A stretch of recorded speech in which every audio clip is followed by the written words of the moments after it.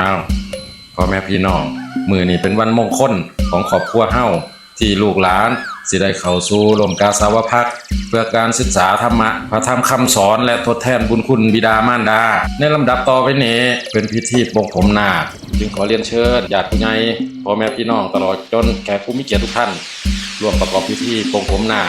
ขอเรียนเชิญครับ